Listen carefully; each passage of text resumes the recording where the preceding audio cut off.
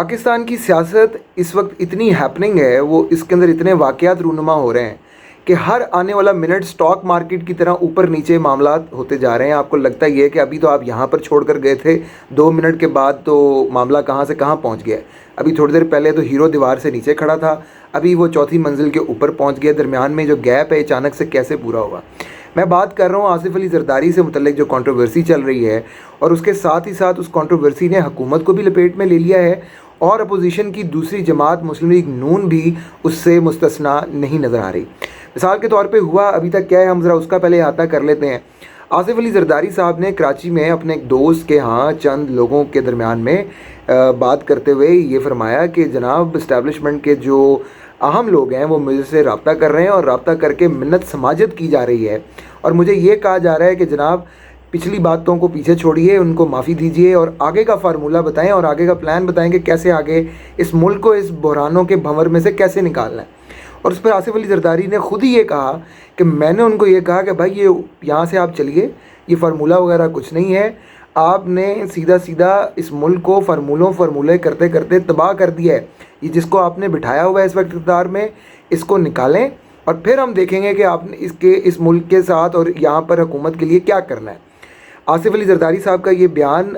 कई चैनल्स ने तो चलाया ही नहीं, क्योंकि वो अगर ये चलाते तो उनके तो पाँव जलते हैं, और मुझे तो लगता है वो पूरे के पूरे ही उनको लगता है कि हमें आग लग गई है। और इसके साथ ही उसका जो बयान है हमेशा की तरह वो द न्यूज़ की जानिब से आया, जो जियो और जंग का एक इंग्लिश अखबार है। ख़बर उनकी जो है उसके मुताबिक ये कि इस्टेब्लिशमेंट के आला ज़राए यानी आला अस्करी ज़राए लिखा गया है, उन्होंने ये जो उस रिपोर्टर को ये कहा है, उस ख़बर के अंदर ये कोट है कि उन्होंने कहा है कि जी आसिफ अली जरदारी साहब नाम बताएं कि किससे बात हो रही है, क्योंकि अगर नाम के बगैर आप ये इस किस्म की बातें कर रहे हैं तो ये सिर्फ डिसइंफॉर्मेशन है और सियासतदानों को इस किस्म की डिसइंफॉर्मेशन की कैंपेन में शामिल नहीं होना चाहिए। उस खबर के मुताबिक ये अस्करी ज़राए ने इसके ऊपर बड़ी नाराज़गी का इजहार किया और उन्होंने कहा कि जी ये तो बहुत ही गलत तरीक़ाकार है कि आप सियासत के अंदर इस किस्म के मामलात को ले आते हैं जब इस्टेब्लिशमेंट ख़ुद सियासत में से बाहर निकलना चाहती है। इसके ऊपर मज़ेदार आज मैं देख रहा था बात की रऊफ़ क्लासरा साहब ने। अब ये भी देखें ना कि आसमान रंग बदलता है कैसे कैसे, कि पहले रऊफ़ क्लासरा साहब नवाज़ शरीफ की हुकूमत हो और ख़ास तौर पे आसिफ अली जरदारी की जो हुकूमत थी उसके अंदर तो ये इतनी करप्शन ढूंढ लाते थे जितनी पाकिस्तान की जीडीपी नहीं होती थी, उससे ज़्यादा करप्शन ले आते थे। अगर 250 रुपये, अगर 250 अरब की मैं रुपयों से मैं अगर मिसाल दूँ तो 250 रुपये पाकिस्तान की इकॉनमी और करप्शन 2000 अरब की ये निकालते होते थे, उसमें से 2000 रुपये की। वो भी अब कह रहे हैं कि जनाब आसिफ अली जरदारी अगर ये कह रहे हैं कि मुझे इस्टेब्लिशमेंट रब्ता कर रही है तो वो कह रहे होंगे, क्योंकि वैसे वो राज नहीं देते किसी को। सो इस्टेब्लिशमेंट ने तो एक तरफ से कह दिया कि नहीं जी हमारी कोई किसी किस्म की बात नहीं हो रही, लेकिन हमें भी कुछ ज़राए बता रहे हैं, हमारी भी कोई बातचीत हुई इस मामले के ऊपर, वो यही है कि बातें तो हो रही हैं। और इस पूरी बातचीत का जो मामला चल रहा है इसके अंदर सिर्फ जरदारी साहब शामिल नहीं हैं, इसके अंदर असल प्लेयर जो हैं वो लंदन बैठे हुए हैं। वहाँ पर वो अपनी जेब में से थोड़ी देर बाद पिस्ता निकाल कर चबाते हैं और एक नई बात कर देते हैं इस्टेब्लिशमेंट को। और इस्टेब्लिशमेंट को अभी तक ये नहीं समझ आ रही कि इनके पिस्ते का कोई मसला है या इनकी इनका जो सियासी सोच बूझ है और जो इनका तजर्बा है वहाँ से इन्होंने ये नए गुर सीखे हैं कि इस्टेब्लिशमेंट को कैसे आगे लगाना है। मैं बात कर रहा हूँ नवाज़ शरीफ साहब की। नवाज़ शरीफ साहब की से जो अभी तक इस्टेब्लिशमेंट बातचीत बिल्कुल कर रही है, एक तो मीडिया में भी रिपोर्ट हो रहा है, बाकी जो जाती उमरा हाउस के अंदर जो हमारे चंद ज़राए हैं वो यही बता रहे हैं कि जो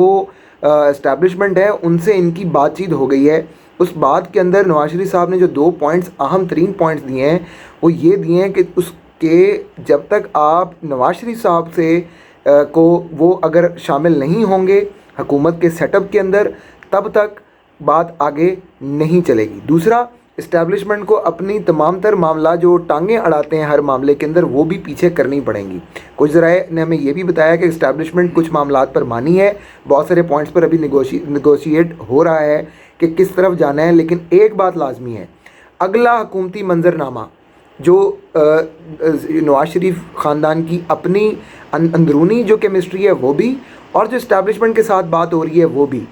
इस वक्त कोई एक ही शख्सियत है जिसके ऊपर पूरा मुल्क एतबार कर सकता है शरीफ ख़ानदान जिसके ऊपर राज़ी होगा। इसके अलावा कोई और तीसरी बात नहीं है। वो ये है कि मियाँ नवाज़ शरीफ वापस आएंगे, वो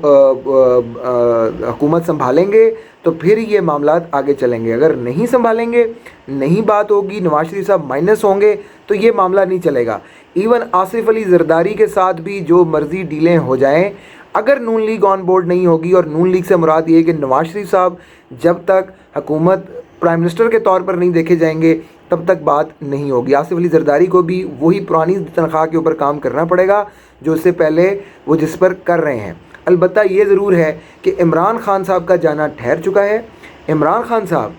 आज नहीं तो कल उनको जाना ही जाना है। आप उनका बयान देखें, ये वही इमरान खान है जो धरने थे, तो उस वक्त भी जब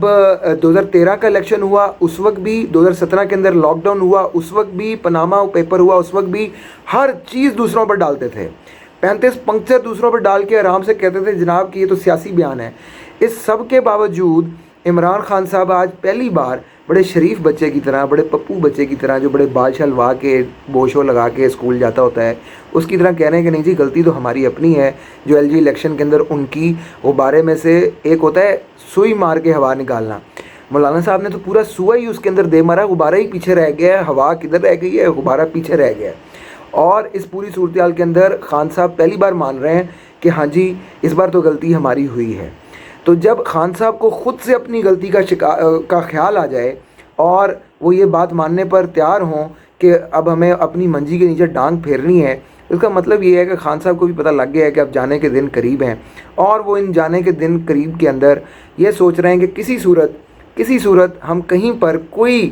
कुंडी डाल लें और इस्टेब्लिशमेंट को फिर राम कर लें कि नहीं जी पीटीआई वापस आ जाए। लेकिन ऐसा होता हुआ दिखाई नहीं दे रहा, क्योंकि नवाज शरीफ साहब मुकम्मल तौर पर जिद करने पर तुले हुए हैं इस्टेब्लिशमेंट को। जिद करने से मुराद ये कि वो ये चाहते हैं कि किसी सूरत इस्टेब्लिशमेंट कहीं पर भी किसी खाम ख्याली के अंदर भी ये ना सोचे कि उनको कहीं से स्पेस मिलेगी।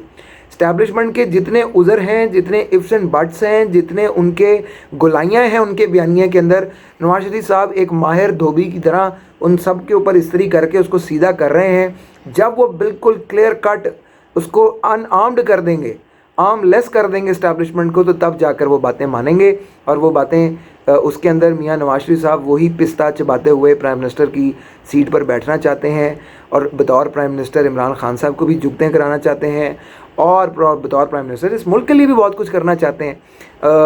अभी कल हमारे एक बहुत ही करीबी, जो नवाज शरीफ साहब के करीबी उनके हलके के एक सियासी शख्स से एक जगह पर मुलाकात थी, तो वहाँ पर जब उनसे बात हुई तो वो अभी भी मिलकर भी आए हैं लंदन से नवाज शरीफ साहब को। तो जब ऑफ कैमरा हमारी बात हो रही थी तो उन्होंने हमें बड़ा क्लियरली कहा कि जी इलेक्शन तब होंगे जब मियाँ साहब वापस आएंगे, ये बात हो गई है, और नवाज शरीफ साहब ही प्राइम मिनिस्टर बनेंगे तो इलेक्शन होंगे। ये तमाम तर डील्स तय हो चुकी हैं। अब जो उसके बाकी कंटोर्स हैं उनके ऊपर कुछ लिपापोती हो रही है। जिस दिन वो हो जाएगी यहाँ पे बड़े बड़े छाबे उलट जाएंगे, और जल्दी आप देखेंगे कि आसिफ अली ज़रदारी साहब भी कोई एग्रेसिव टोन लेते हुए नज़र आएंगे। उनको लगेगा नून लीग लेकर जा रही है, और नून लीग को लगेगा कि आसिफ अली ज़रदारी को भी कहीं पर सेटल करना है। तो गर्मी जो है सियासी हिद्दत की वो बढ़ती जाएगी। जी।